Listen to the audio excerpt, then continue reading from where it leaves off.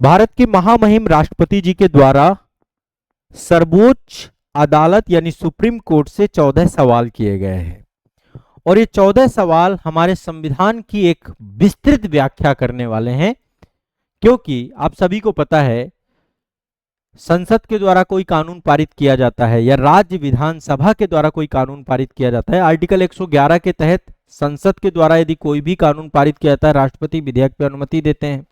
Article 200 और 201 के तहत राज्यपाल और राष्ट्रपति जी के पास पावर है कि यदि राज्य विधानसभा से कोई बिल पारित हुआ है तो पारित होने के बाद राज्यपाल यदि राष्ट्रपति के लिए आरक्षित करते हैं तो राष्ट्रपति आर्टिकल 201 के तहत उसमें अपनी सहमति प्रदान करते हैं। लेकिन अभी तक कोई समय सीमा तय नहीं है कि कितनी समयावधि में राष्ट्रपति जी सहमति दे देंगे या राज्यपाल सहमति दे देंगे। अभी हाल ही में एक बहुत महत्वपूर्ण मामला आया, ठीक है, और इसको आप सभी को समझना है। फिर इसके बाद मैं आपको डिटेल में बताने वाला हूं कि पूरा मामला क्या है।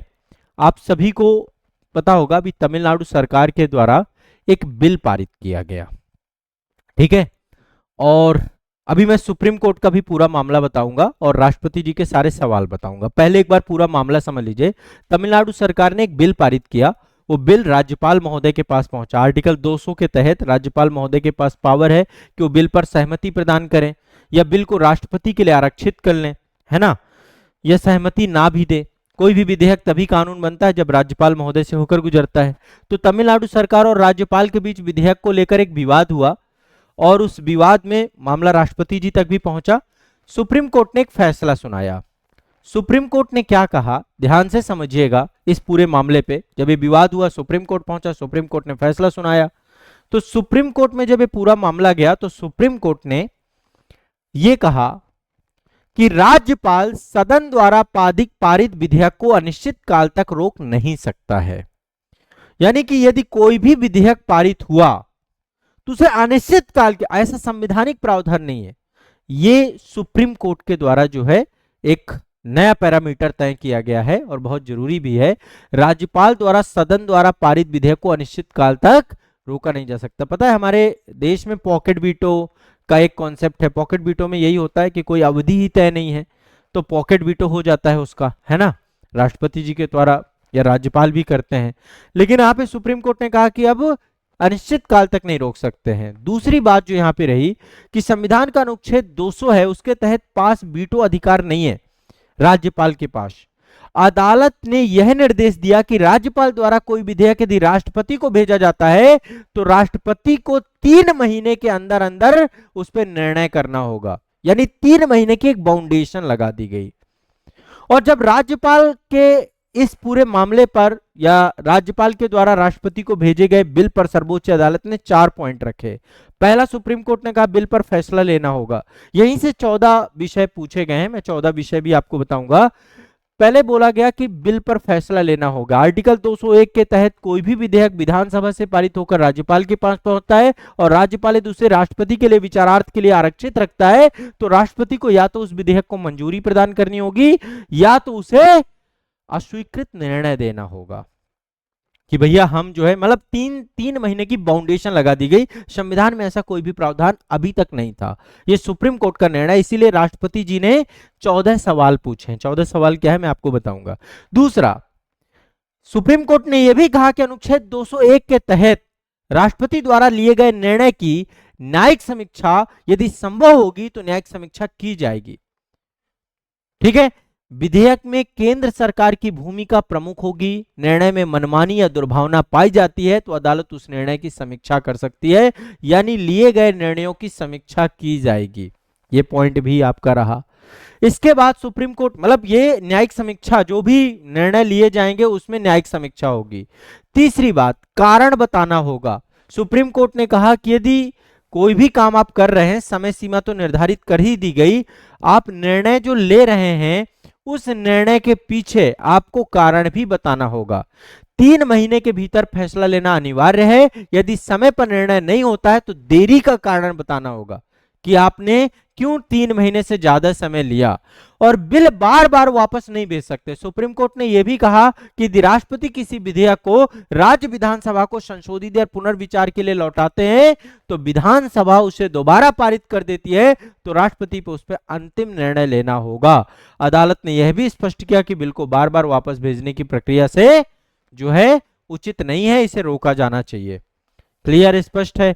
अभी आप सभी को पता है केंद्र राज्य संबंधों से पूरा मामला जुड़ जाता है, क्योंकि राज्यपाल की एक बहुत महत्वपूर्ण भूमिका है, और ऐसे में पूरा संविधान की व्याख्या, खासकर जो कानून बनाने की प्रक्रिया है, हमारे देश में कानून बनाने की प्रक्रिया तब तक पूरी नहीं होती जब तक राष्ट्रपति और राज्यपाल के साइन नहीं हो जाते।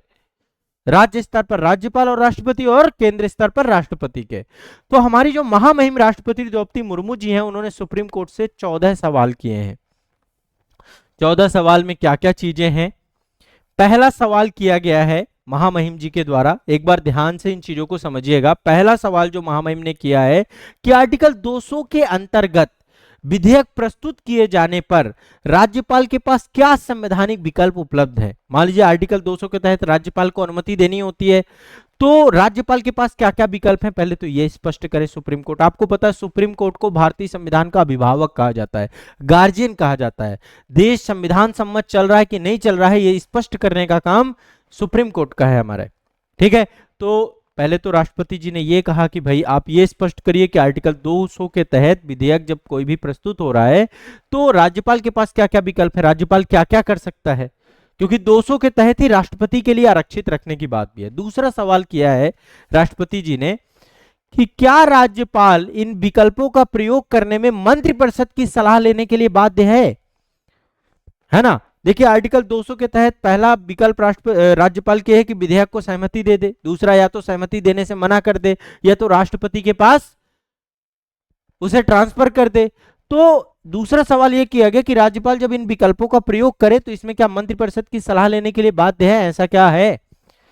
तीसरी बात जो है, क्या अनुच्छेद 200 के अंतर्गत राज्यपाल विवेक का उपयोग कर सकता है, यानी उसका विवेकाधिकार, आपको पता है राज्यपाल का विवेकाधिकार ज्यादा बड़ा है, तो क्या राज्यपाल विवेकाधिकार का उपयोग कर सकता है, स्वविवेक का उपयोग कर सकता है। आप सभी को पता है राष्ट्रपति के पास भी विवेकाधीन शक्तियां हैं, लेकिन हर मामले में नहीं है। तो अनुच्छेद 200 के अंतर्गत राज्यपाल विवेक का उपयोग न्यायिक समीक्षा के अधीन है, नहीं है। क्या अनुच्छेद 361 और अनुच्छेद 200 के तहत राज्यपाल के कार्यों की न्यायिक जांच पर पूर्ण प्रतिबंध लग रहा है, क्या ऐसा है कि आर्टिकल 361 जो है अनुच्छेद 200 के तहत राज्यपाल के कार्यों की न्यायिक समीक्षा के पूर्ण प्रतिबंध लगाता है। पांचवा सवाल किया कि क्या न्यायालय संवैधानिक समय सीमा के अभाव में आर्टिकल 200 के तहत अपनी शक्तियों का प्रयोग करने पर राज्यपाल की समय सीमा का निर्धारित कर सकता है और ऐसी प्रक्रियाएं निर्धारित कर सकता है। मतलब सुप्रीम कोर्ट ने अभी जो 3 महीने का समय दिया है, ये 3 महीने का समय कितना उचित है, क्या ऐसा किया जा सकता है। छठवां सवाल, क्या अनुच्छेद 201 के तहत राष्ट्रपति विवेक न्यायिक समीक्षा के अधीन है, क्या मतलब राष्ट्रपति मान लो विवेकाधीन कोई भी उस पे, तो क्या वो भी न्यायिक समीक्षा उस पे भी की जा सकती है, क्योंकि सुप्रीम कोर्ट ने कहा कि न्यायिक समीक्षा हो सकती है। क्या न्यायालय अनुच्छेद 201 के तहत राष्ट्रपति के विवेकाधिकार के प्रयोग की समय सीमा और प्रक्रियागत आवश्यकताएं निर्धारित कर सकता है, क्या टाइम को निर्धारित किया जा सकता है विवेकाधीन शक्तियों को तो आर्टिकल 200 पूरी तरीके से डिफाइन कीजिए, आर्टिकल 201 पूरी तरीके से डिफाइन कीजिए। यह भी कहा गया कि क्या राज्यपाल द्वारा आरक्षित विधायक पर निर्णय लेते समय राष्ट्रपति अनुच्छेद 143 के अंतर्गत सर्वोच्च न्यायालय की राय लेनी चाहिए, यानी कि आपको पता है आर्टिकल 143 के तहत राष्ट्रपति सर्वोच्च न्यायालय से राय लेते हैं, क्या यह भी होना चाहिए। नवा सवाल यह था कि अनुच्छेद 200 और अनुच्छेद 201 के तहत राज्यपाल और राष्ट्रपति द्वारा जो निर्णय लिए जाते हैं किसी कानून के आधिकारिक रूप को लागू करने के पहले न्यायोचित है कि नहीं न्यायोचित है, यह भी पूछा गया। यह पूछा गया कि क्या न्यायपालिका अनुच्छेद 142 के माध्यम से राष्ट्रपति और राज्यपाल की प्रयोग की जाने वाली संवैधानिक शक्तियों को संशोधित या रद्द कर सकती है कि नहीं कर सकती है।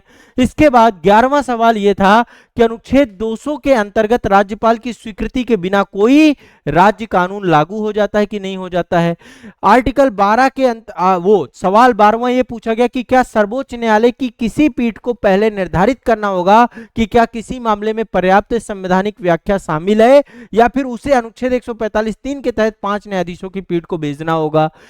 13वां सवाल यह था कि क्या अनुच्छेद 142 के अंतर्गत सर्वोच्च, मैं अभी आपको इसका समरी बता दूंगा कि अनुच्छेद 142 के अंतर्गत सर्वोच्च न्यायालय की शक्तियां प्रक्रियात्मक मामलों के आगे बढ़कर निर्देश जारी करने तक विस्तारित होंगी या मौजूदा संवैधानिक वैधानिक प्रावधानों का खंडन करती है। और अंतिम सवाल जो था वो ये था कि क्या संविधान सर्वोच्च न्यायालय के अनुच्छेद 131 के तहत मुकदमे के अलावा किसी अन्य मामले में संघ और राज्यों के विवादों को सुलझाने की अनुमति देता है। ध्यान से समझिएगा, एक्चुअल में पूरा का जो मामला है, इस मामले में जो पूरी की पूरी बातें हैं, थोड़ा शॉर्टकट में मैं आप इसको समझाना चाहता हूं।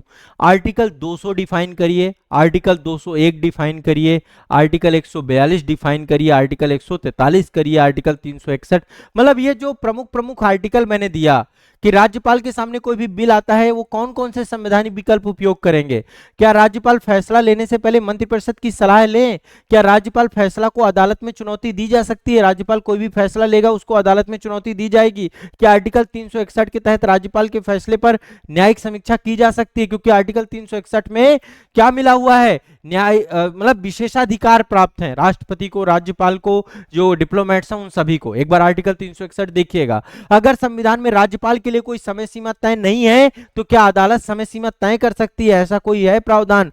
क्या राष्ट्रपति के फैसले को अदालत में चुनौती दी जा सकती है? क्या राष्ट्रपति के फैसलों की अदालत की समय सीमा तय की जा सकती है? क्या राष्ट्रपति सुप्रीम कोर्ट से राय लेना अनिवार्य है? क्या राष्ट्रपति का, क्या राष्ट्रपति और राज्यपाल के फैसलों पर कानून लागू होने से पहले अदालत में सुनवाई हो सकती है? क्या सुप्रीम कोर्ट में, मतलब आप समझिए एक एक चीज को गहराई से पूछने की कोशिश की गई है और इससे संविधान का आर्टिकल 200, 201 और जो हमारी न्यायिक प्रक्रियाएं हैं उन पे और हमें स्पष्टता प्रदान होगी। क्योंकि देखिए जो भी कानून बना है, जो भी संविधान है, उस संविधान में सुप्रीम कोर्ट ने उसको स्पष्ट किया। हमारे संविधान के बहुत सारे पक्ष अभी अशांत है, अस्पष्ट हैं, उनकी स्पष्टता का काम सुप्रीम कोर्ट का है। क्या सुप्रीम कोर्ट आर्टिकल 142 का इस्तेमाल करके राष्ट्रपति या राज्यपाल के फैसलों को बदल सकता है? क्या विधान सभा द्वारा पारित कानून राज्यपाल की स्वीकृति के बिना लागू हो सकता है? क्या संविधान की व्याख्या से जुड़े हुए मामले सुप्रीम कोर्ट के 5 जजों की बेंच को भेजना अनिवार्य है? क्या सुप्रीम कोर्ट को ऐसे निर्देश या ऐसे आदेश दे सकता है जो संविधान या वर्तमान कानूनों से मेल ना खाता हो? ये सारे क्वेश्चन पूछे गए। केंद्र और राज्य के बीच विवाद सिर्फ सुप्रीम कोर्ट ही सुलझा सकता है या कोई और भी है संस्था? ये सब चीजों को लेकर एक स्पष्ट राय मांगी गई है सुप्रीम कोर्ट से ताकि भारतीय संविधान को और स्पष्टता से समझा जा सके। तो ये मामला पूरा का पूरा, अब देखिए इस पे बहुत सारी बातें हैं। क्या राष्ट्रपति को सुप्रीम कोर्ट आदेश दे सकता है? ये भी मामला निकल के आया। हमारे जो उपराष्ट्रपति महोदय हैं उनके द्वारा कहा गया कि न्यायपालिका की स्वतंत्रता जांच से बचने का कवच नहीं बन सकती है, संस्थाएं पारदर्शिता से मजबूत होती हैं, जांच से नहीं डरना चाहिए, संविधान सिर्फ राष्ट्रपति राज्यपाल को अभियोजन से छूट देता है, बाकी सबको जांच का सामना करना चाहिए। तो देखिए चेक एंड बैलेंस होना चाहिए।